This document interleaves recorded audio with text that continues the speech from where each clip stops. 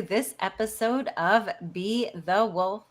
We're going to talk about rebuilding after tragedy, creating bridges, stepping into the kind of life that you never thought was going to be where you were going to be. I am here with Caitlin Doyle, and she's been gracious enough to share with us her story of becoming the wolf and being who she was born to be, stepping into a career that was not her original path. And I think a lot of you out there are looking to find the right thing for you and have heart, because it's sometimes not the journey you expect. And sometimes it can be full of surprises, good and not so great, along the way. So thank you for being here with us today, Caitlin. Thank you. I'm so glad that you invited me to share and to join you in conversation. Awesome. So you started off leaning I started. into, yeah. Tell us where you started as far as your career path originally. Yeah. I started pretty much as far away from where I am now as possible. I started my career as an English teacher. So I went to college and had a dual degree in English and section. I was studying on the East Coast and came to California to do my master's degree in English position and was teaching.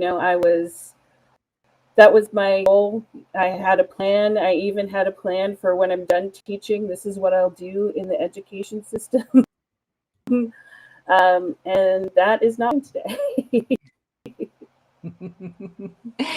One of the things that I love about the beginnings for you is you ran into some places where you really wanted to make an impact and make a difference. And you discovered that, I think a lot of people discover once they get into their chosen field, that it was really hard to make the impact that they wanted to within the boxes and parameters of what the job was or what you were allowed to do. Can you tell us a little bit about that? Yeah, I think a lot of people go into education and teaching really wanting to have an impact on the world, really wanting to have an impact on families. Um, and I was definitely somebody like that, and had teachers that really influenced me. Um, and I wanted to be able to provide kind of support for students as a teacher. But I definitely realized once I got into the classroom that there were so many other factors at play that it wasn't as straightforward as I thought. I had gone to really well-funded public school that, because of various kinds of privilege, I was able to have not just my parents, but lots of parents involved. And, as I got into my teaching career and did my student teaching placements, I realized that was kind of an anomaly.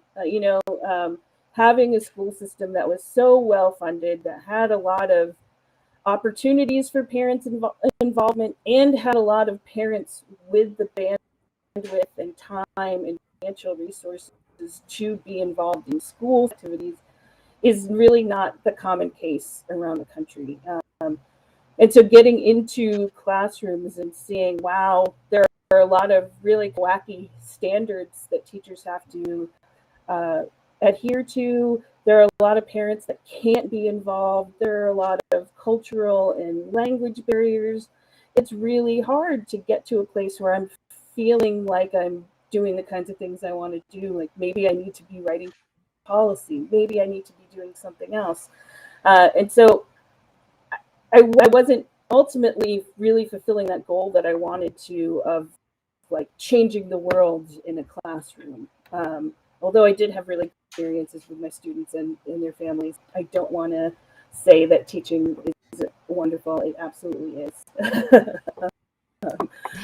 So Right. the really thing for me where I felt like being on the ground to do, but it just didn't turn out that way.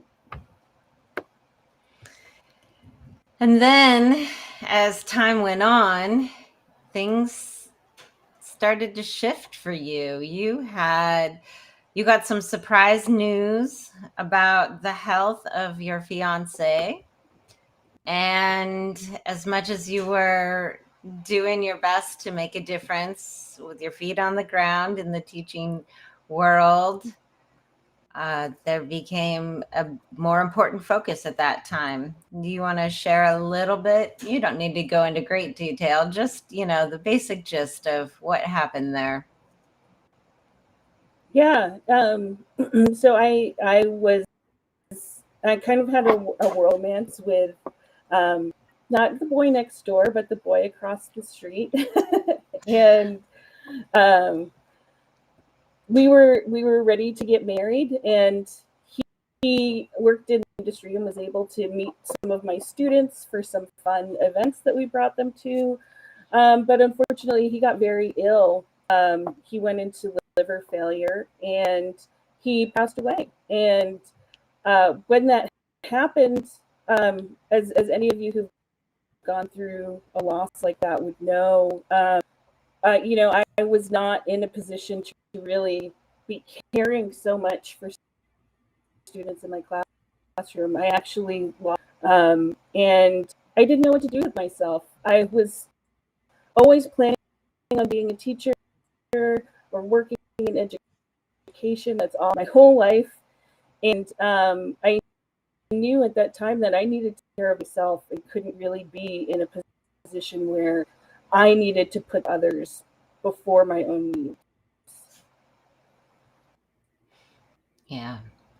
It's interesting. I think a lot of people, we're brought up to, we work and we try and do it all, no matter what crazy thing is happening in our personal life. And so if something big really happens, we set ourselves up for trying to balance all of the things. I'm going to deal with this. I'm still going to work. And I have to take on this too.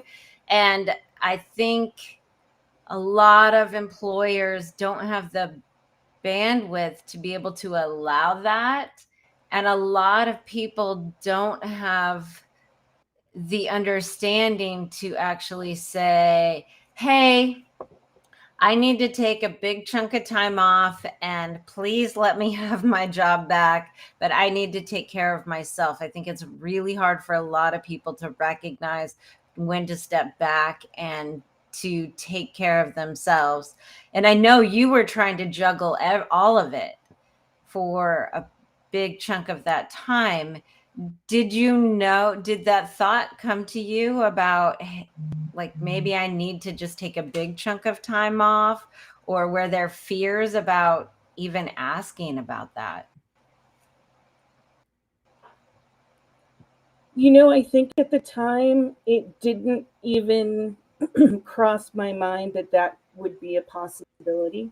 I think, what you're saying really resonated with me that, um, be it financial constraints or just kind of workplace norms, it didn't occur to me that that might be a thing that I could do. So even though I felt like I needed more hours in the day and I needed time to care for myself, I absolutely didn't think there would be an option for me to ask for time off. There were colleagues who had donated sick time for me, and it turned out in the end that I was told I didn't qualify for taking it. So I wasn't actually able to do that, which is how part of the whole conversation that wound to me no longer working there. But what the forced function of me taking time off was losing my job. And had I not had a very supportive family that had You know, most emotional, but also financial support to help me take off of work. I'm not sure what I would have done. I probably would have been staying with friends because I did have some fallbacks. But so like being in this apartment that I stay in now and I pay for by myself is like a huge monument to the fact that I was able to do it because I do still live in that we shared. It's very differently decorated now. And people have asked me like, why wouldn't you move? But part of it is like, I have an apartment in San Francisco that I moved into as a couple and can pay for by myself now. So kind of a little bit of a trophy. Like Yeah. I did it. So And yeah, I mean that's the short answer is no.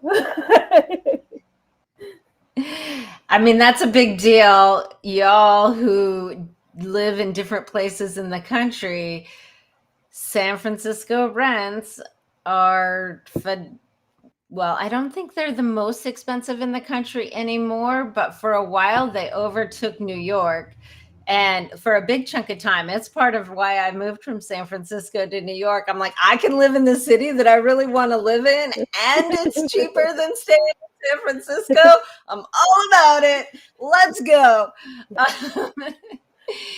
But I think, what you said that really resonates, I think, for a lot of people, and it's so important, is we don't even realize we could ask for what we need.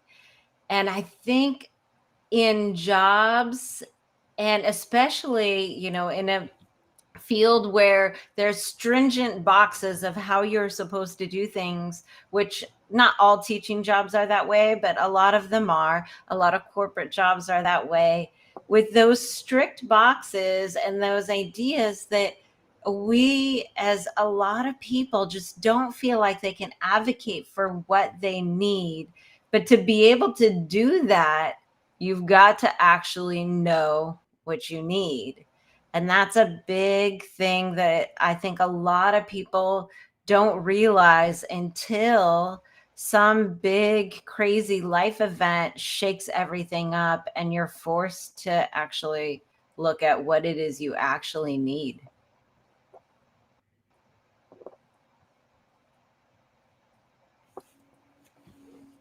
That's so true.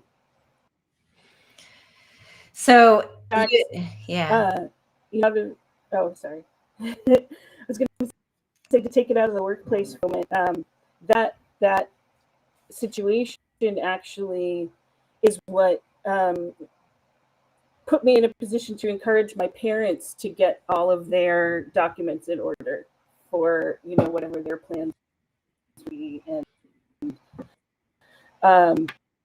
when my last, everything was substantially easier for the family because we knew everything that she wanted.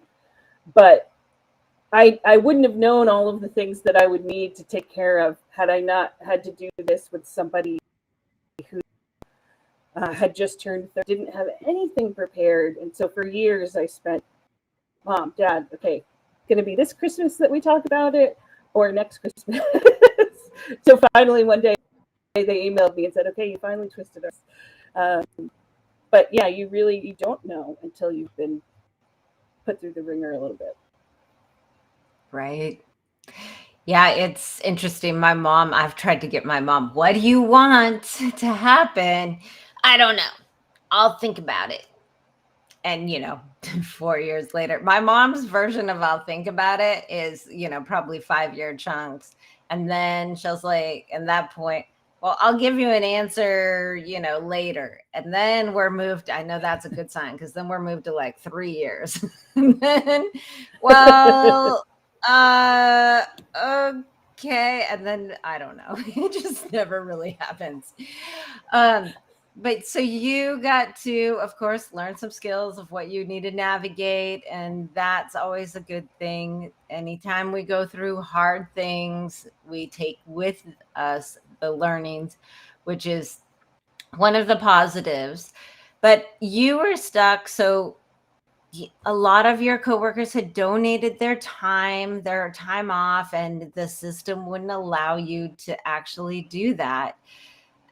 This is so shocking to me, though, is where you were when you got the news. They said, "Oh, sorry, no call, no show." But where were you when you got the news that they were letting you go? I was actually at his funeral at the time, and there were some members uh, of the leadership of my employer at the time, which was fascinating to me because obviously I had informed for them to be there. Um, so it was a very, it was, I'll say that. Yeah. Um, Yeah, and for yeah, sure. at the time, I I was in that place of not knowing what I needed, and I thought what I needed was a job. So I really tried to get them to keep me um, in all the ways that I could think of. This was in September, and they basically told me to reapply in January to see if there were openings. And so once you started having some space, I think a lot of times we don't know what we need until some crazy obstacle comes up and forces us to look at what it is we need. And I don't know about you, but a lot of times these terrible things sometimes end up being blessings in disguises. And I'm not talking about losing your love, but I am talking about the job letting you go and having that space to be able to start to take care of yourself. Do you feel that you would have stayed, or would there have been another thing that would have come up, another obstacle that might have been like, "Hey, Caitlin, you need to take some space to heal"?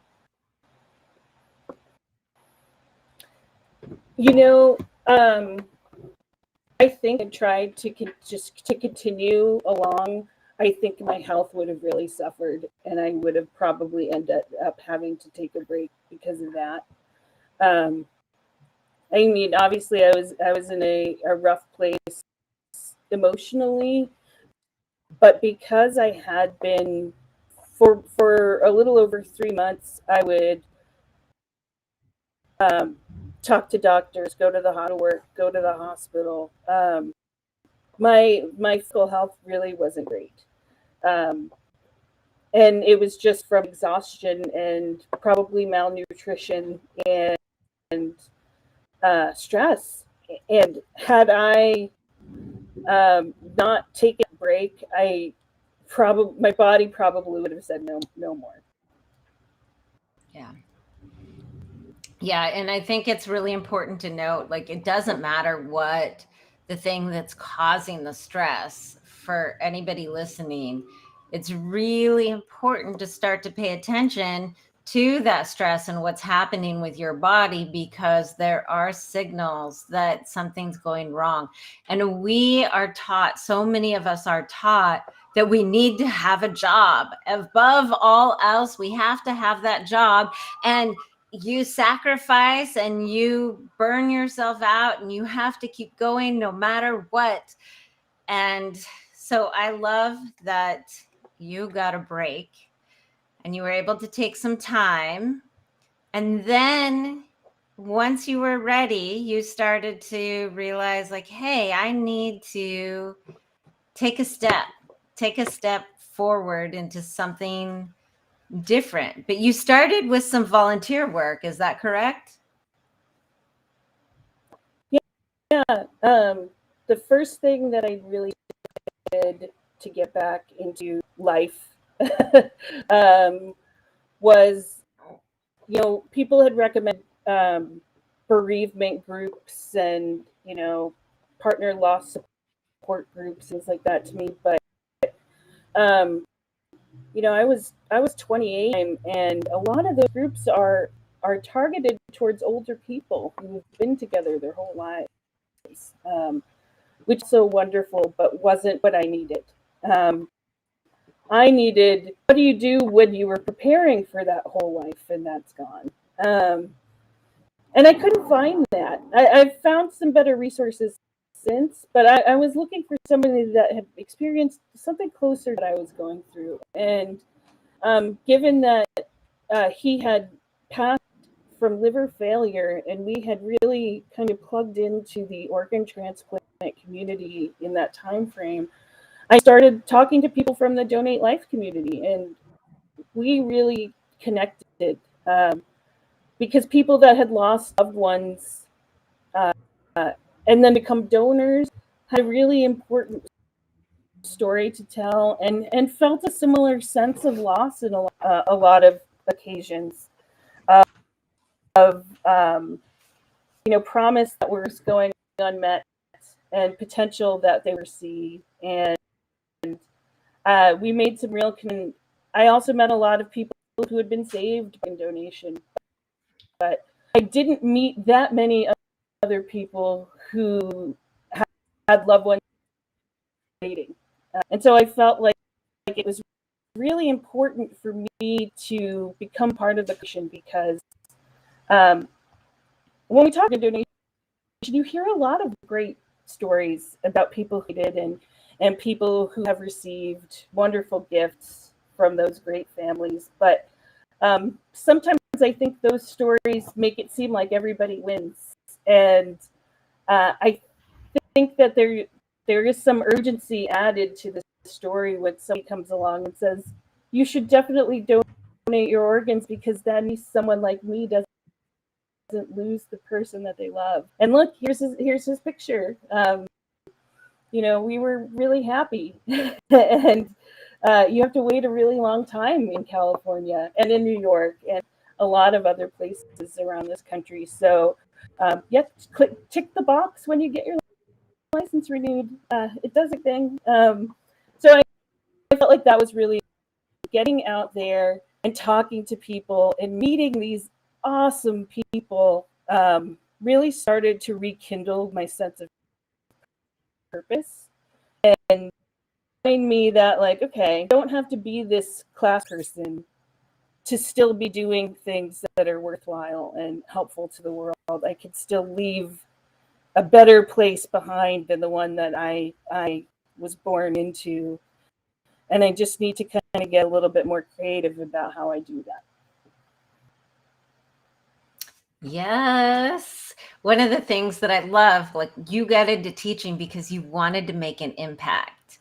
And you started working with this organization in order to also, you realized that you could make an impact, and opening up this idea that, hey, I don't necessarily have to do this exact thing that I was trained to do, but that there's more possibility out in the world. And I think that's so important. Was there, when you started to see, like, oh, maybe I don't have to go back to the classroom, maybe that's not the right place for me, what were maybe some of the fears that came up as you started to think about, like, well, what do I do next? Wow, geez. I think I've blocked out some of them because I felt like there were so many. But I felt like I had a very specialized background and resume. Even some of my summer jobs as a teenager was a lifeguard, taught swimming lessons. So, I really had a very teaching centered, and so I was not at all prepared for any kind of possible career pivot. And I think that was probably the thing that scared me the most.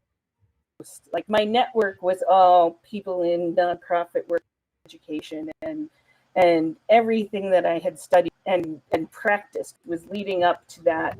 And so I really felt like I had only trained to run track, and someone was putting me in a bike race. um, so yeah, I was very, very scared about that. So, But I don't run at we all, can so imagine all the that's fears. So we can imagine all the fears and all the stuff that comes up. I think a lot of people are familiar with these. Am I good enough?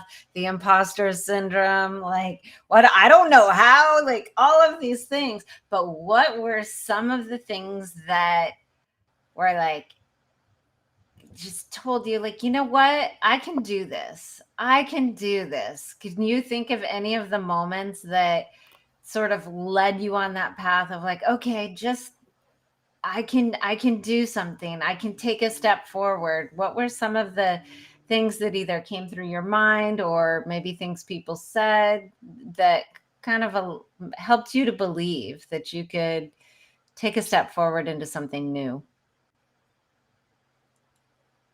I think it was one of my teacher friends who I love. Any day now should be having a baby. Check in with her after this. But I remember her telling me, like some of these kids that we work with are just like out of control all the time, except when they're here with us. There's skill to just working with people that you can't quantify, and that's something that you have and I have, and like we can manage this group of people. If you can manage this group of people together, you manage any team of people, and you could do that in any office. And I just kind of remember thinking like, oh yeah, these kids are crazy. Like they act wild all the time, and we still manage to get things done. And I think the next like real non-friendship moment was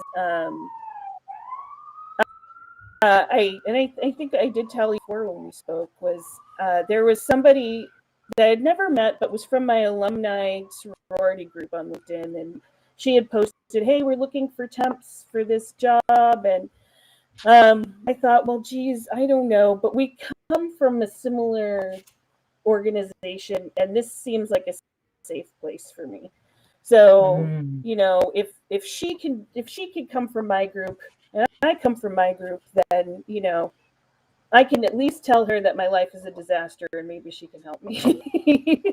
So, so I went to an informational interview with her, and I said, "Look, I have this education resume, but I know I have skills, and here's what some of them are." And I only cried for a few minutes, and that was a triumph at the time. And she was like, "Hey, I've got some ideas about how we can fix this up. You seem like a good candidate for this opportunity I have. Let's just throw you in there and see how it goes." I was like, "I can do that. I've subbed. I can show up and unprepared and make it through the day." And that changed everything. Yeah. What I love about this that is so great is you took a leap. And it's so scary sometimes to take a leap. And the other piece of it is that I know one of the most powerful things that can happen to you when you're on the edge of change, like you're right there, the line to cross, you're right at the edge of it. You're like, okay, I'm ready to do something. Nah, I'm about to step over. I don't know. And then there's one person on the other side that says, hey, I believe in you. And that's all. Like you're just at that point where you're starting to almost believe in yourself, and somebody else says that. And then all of a sudden, it's like you take a big leap across that line into something that starts to work. And when somebody's at that place, when they're getting ready to start to believe in themselves, that one person to have you support, whether it's a coach, a mentor, a friend, a sorority alumni, whatever it might be, to have that person to help being like, yeah, you can do this, is so powerful. Oh, I just love that.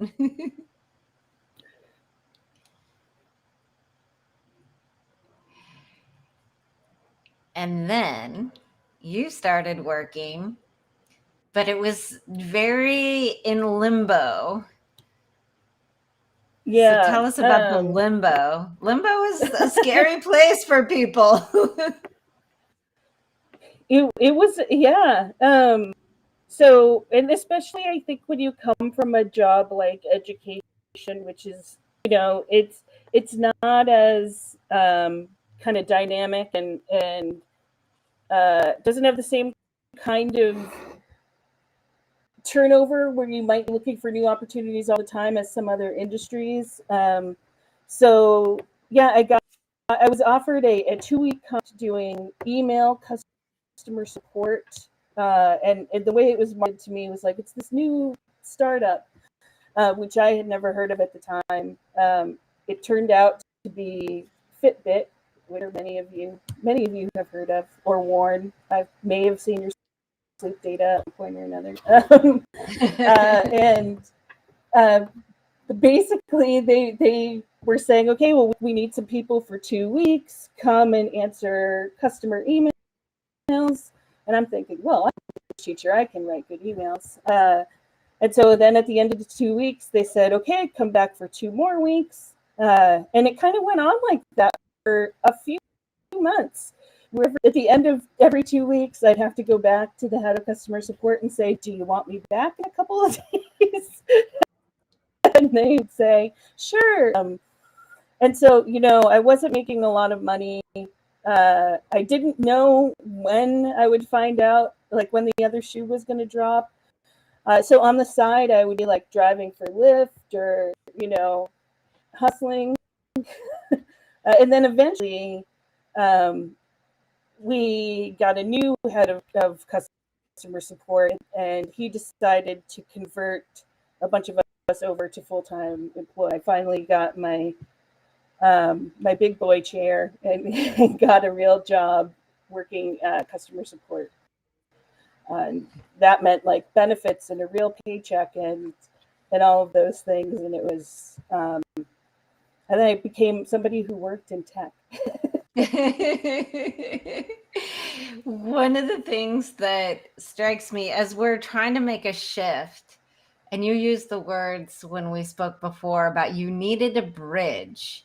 And I love that idea, because here we are on one side of the river, and over there is maybe a place that we know nothing about. We might not even be able to see it. Maybe there's a forest right up against the river, but you've got to get over there. And so how do you do it? And you can't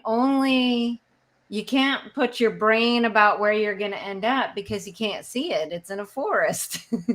You can't. So it's about being right here where you are and having that place where, okay, come back in 2 days. Well, I don't know what's going to be happening in a week, but I can do that because this is here right now. You're focused on the present. And this is not really a stable gig for sure. So what else do I need to do to focus and create what I need for myself right now, which is hustling some side gigs, driving for Lyft, whatever it takes. So those steps, and so many people get their heads so hung up on that place way across the river that they're trying to get, that they're not willing to be in the present and take the step by step that you need to actually get to the bridge. And then once you finally get the bridge, you start to cross. So we've crossed the bridge. Now we've got that chair, that big girl chair, and we're there. We have the full-time job. We have the benefits, and you're working customer service in tech, from education to tech, but it didn't stop there.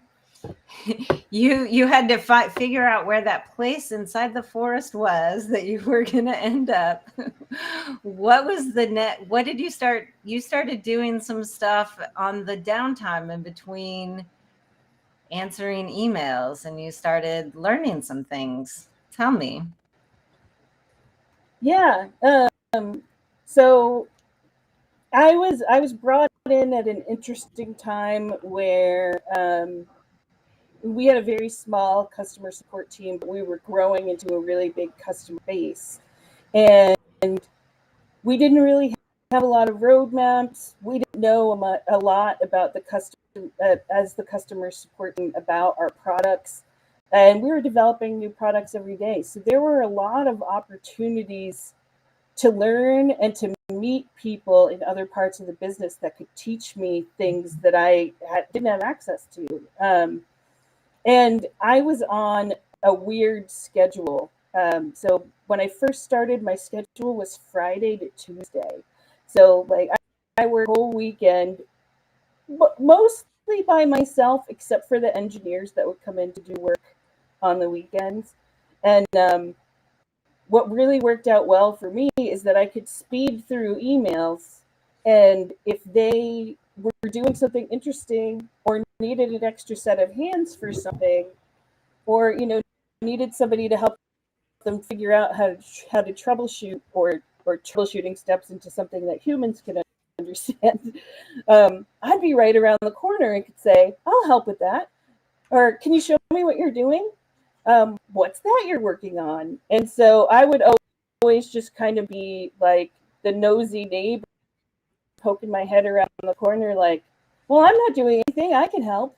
Or so I got to both get a little bit of visibility into the things that were my regular job, but I also got to be this kind of regular bug reporter and this person that found issues and could write them up really. So I got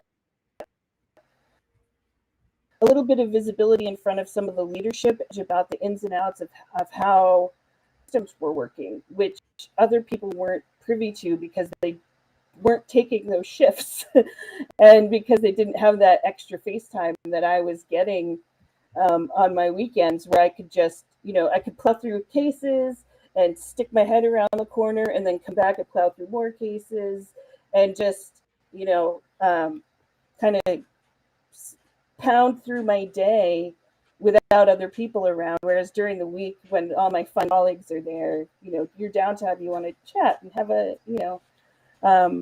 but I had that great time at the beginning where I had my terrible schedule that I could use to my advantage to get to know all of this cool, intricate stuff. And that really helped me become what we called at the time a product specialist within the customer support organization. So specialize on a particular set of products and then work with the engineering team on our product rollouts and escalations if anything horrible happened. And we saw it first in the customer support organization. I was then that direct line to the engineering team. So that was kind of my next, was zeroing in on all this stuff, becoming this familiar face that people always saw on the weekend, and then finding a way to use that during my regular work. Awesome. And one of the things that I love about that, and anyone that's looking to do a career change and you're in a bridge position, I think it's any position really. If you stay open and get curious, there's opportunity for growth that you would never, ever notice. And here you have this obstacle of a terrible schedule, but you made the most of it and you learned and you were able to grow during that, which brought you more skills. And then there was a position open and you were like, I don't know what you were like, but I know that you went for it. And something happened. Yeah.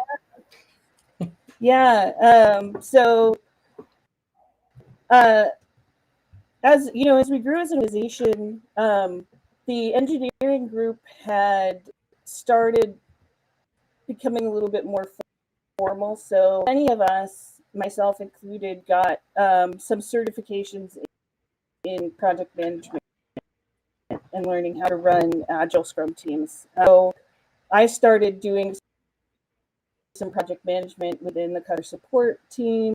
There are a couple other people that were doing well, and an actual position opened up. And so, since I had kind of the most subject matter in working with one of our products that we used for project management, I went to the head of our department and said, "Hey, I would love to go for this role. Here's why I'm qualified. I'm already kind of doing it." And they said, like, we don't really think you have the chops. We don't really think you're qualified. It's probably not a good idea. And then they hired a guy who is a wonderful guy. I always liked him, but that he was hired for this position, and then they wanted me to spend a fair amount of time training him, which, if I was not, It's not qualified to apply, why would I train the person that you hired? The first time you told me, I was just like, what? And now I'm inhaling saliva down my windpipe. Like, hello, you're not qualified for this job, but here, train the person that we're hiring to do the job. So that was kind of ridiculous. Right. And also, sometimes these obstacles, I think, are there for a reason, because one door shuts, it makes you look for something different. So you pivoted from there, and what happened from there? Yeah. So naturally, that was nonsense. So I went over to the engineering side of the business, where they were spinning up a project group. And I went to their leadership and I said, well, customer support has missed their chance, and I think I would be great on your team. And they were like, oh my gosh, how lucky we, of course we're going to hire you. They hired me to be the scrum master for the team that I had previously supported as a product specialist. So I was able to stick with my same team, and then start working with them on the engineering side, which was amazing because I was set up for so much success by doing that. And we already had a great working relationship. I knew so well, and that was, I can't say enough about how great that team was, and I was so happy to have just all the support. Yeah, and it stands to reason that you ending up there was that place in the forest you were always supposed to probably end up in that particular part of the journey in your life, bridge and step after step. And so when people are making career changes, I want you all to just remember, sometimes it takes a couple steps to get to that place that's a really good fit. And what I love that you did was like, oh, that's kind of baloney. Let me see if I could actually get the thing I want somewhere else. And so having that wherewithal to not just stay like, well, I'll just stay at this position that is not making me feel fulfilled now that I know that I want more, and that I know that you're not going to give me more. So let me go after what it is I want. And you asked and you received. And that I love. And so these days you are working at a great place, and you are involved in some organizations that you love. You are a mentor, a leader, and totally a wolf, which I love. Of course, you guys know that. I'm like, oh, you're carving your own path. You're doing what you're meant to do. I get excited about that. So can you tell us what it is you're involved in these days, and how people can get in touch and involved in the things that you love and you're passionate about? Yeah. So one of the things that I am most excited about, and actually most grateful for my time at Fit for, because I got involved while working at Fitbit. Um, but I've carried it to two more companies now. Is called the Tech Women program, and Tech Women is this just amazing cultural exchange and mentorship program that is sponsored by the State Department. And the way that it works is we bring about 110 women who are all leaders in science and technology in their countries from Africa, the Middle East, Central and Western Asia, and soon the Baltic region. The program is about to expand over to Silicon Valley for a 5-week program where they're paired with a professional mentor here in Silicon Valley. They spent 3.5 weeks shadowing their mentor in their company and meeting people, meeting their CEO, meeting the leadership, doing a mini project in that organization. They also do we call cultural mentor, where they're paired with a group of women from the other countries, and they get to hang out and do things in the Bay Area. Sometimes they'll go camping in Yosemite. They'll go to the Santa Cruz boardwalk. They'll go on food tours and mural walks here in the city. Check out the Bay Bridge. So learn about what is it like to live here in the Bay Area. And then what the part of it that I work on is called being an impact coach. So what we do is we'll split each group into their country cohorts, and then they'll spend 3 on an action. So they'll identify some issue in their country, be it clean water in a certain area, or electricity, or I'm trying to think of one of the projects this year from the team from Palestine was to build a mobile for families with who have a child with Down syndrome, so that as soon as their child is born, they can get connected to resources and education, because a lot of that isn't available in hospitals, and they can be connected to a community of parents and kids that could give them support and all that other good stuff. So they spend their time working on a project with us, providing some assistance and coaching and feedback. At the end, they give a 3-minute pitch to a team of local judges, and then they compete for a seed grant of $3,000 to take home with them and get started to bring that business back home. And then we all go to Washington, D.C. together and talk to some legislators about things that are going on in their country and what we think can help women in the STEM, all of the things like that. So it's an awesome program. It's going to expand to Chicago in the next few years, so be on the lookout. Super cool. I really think that if you have any interest, you could absolutely be a Tech Women mentor, and you should check it out at techwomen.org. Yes, techwomen.org.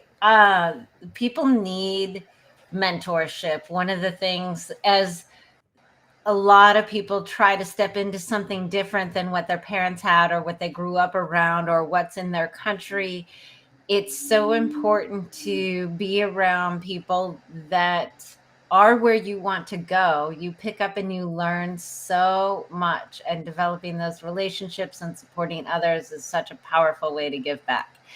I love it. Okay, and see you soon. Caitlin, is there anything else that you wanted to add today?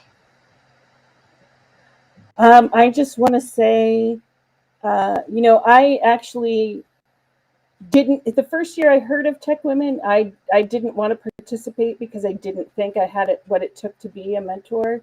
So even though I was on this journey myself, I still had my doubts. Now I'm like, now you can't tell me anything. I'm much more confident in myself. But I just say, if you're having doubts, but there's still you want to go, just do it. Just give it a chance. A lot of times, the worst that can happen where you are, and that's probably not that bad of a place to be. So go for it. If you need to rally your lady friends around you to get a psych up squad, just do it. And don't be afraid. Don't let fear win. Um, you too Don't could let be a fear mentor to win. someone that you weren't expecting. Yes, yes, yes, yes. Don't let fear win. Oh, all right. Thank you so much for sharing your story. I feel very honored that you were willing to come and tell this deep and powerful story of your journey moving into STEM. And yes, to more and more mentorship, especially in such a male dominated field like tech. I think having more and more female mentorship in that arena is incredibly powerful. So thank you so much for being here today, Caitlin.